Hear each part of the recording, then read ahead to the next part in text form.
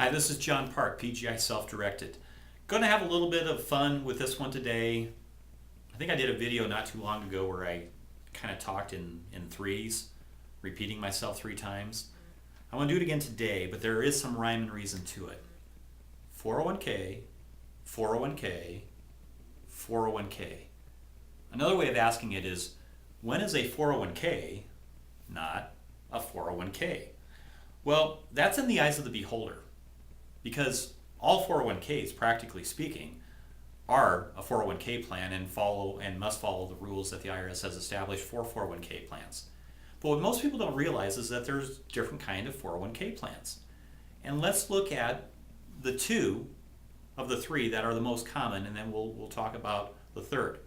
The first 401k plan is your typical employer 401k plan. You know, it's pretty much the vanilla one. Your employer has it set up. Employees have the opportunity to participate in that plan. What are your options? Stocks, bonds, mutual funds, etc. Do you have checkbook control of those funds? No, you don't. It's just what's offered through work. There may be also an employer match as part of the plan. Life is good. Well, can life get better? Well, let's look at a self-employed individual who has no employees other than potentially their spouse and themselves. Well, they may go down to one of the financial services companies and they may say, hey, you know what, I've heard some great benefits of a 401k over an IRA, or maybe even a 401k over a SEP, a self-employed pension IRA. What gives? Tell me, why should I do a 401k? From those financial service companies, they'll get the song and the pitch and the drill about why a 401k may be better than an IRA of some form. But what's still the key there? It's a solo K, but still your only offerings of what you can invest in are going to be stocks, bonds, and mutual funds. And oh, by the way, when you ask for that checkbook, when they're done laughing at you, what are they going to tell you? No, you can't have a checkbook because we're the plan sponsors of the plan. These are the offerings that we have through our platform. We've all been there before. Now you can kind of see that with those first 2 401ks, the 401k at the employer, the solo K for the self-employed individual, they're basically about the same, meaning no checkbook control of your funds and purchasing stocks, bonds, mutual funds. What if you had a third 401k? What if you had the 401k that would allow you to invest in any asset class permitted under IRS regulations? And if you think that's limited to just stocks, bonds, and mutual funds, we've got a whole other thing to talk about on another video.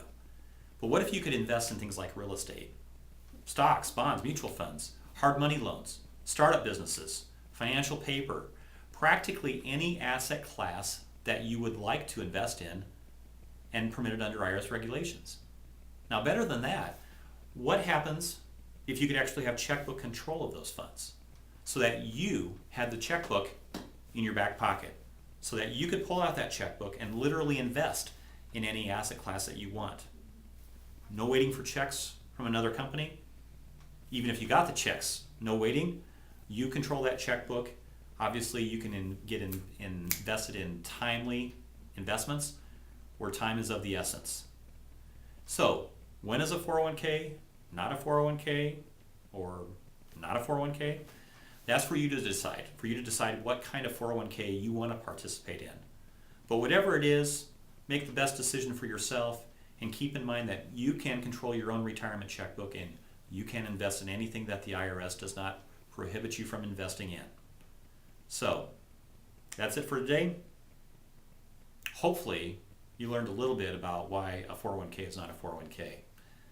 Hope you enjoyed it. Hope it was informative. Again, this is John Park, PGI Self-Directed. And if you have any questions, please feel free to call 855-844-2225. That's 855-844-2225. Thanks.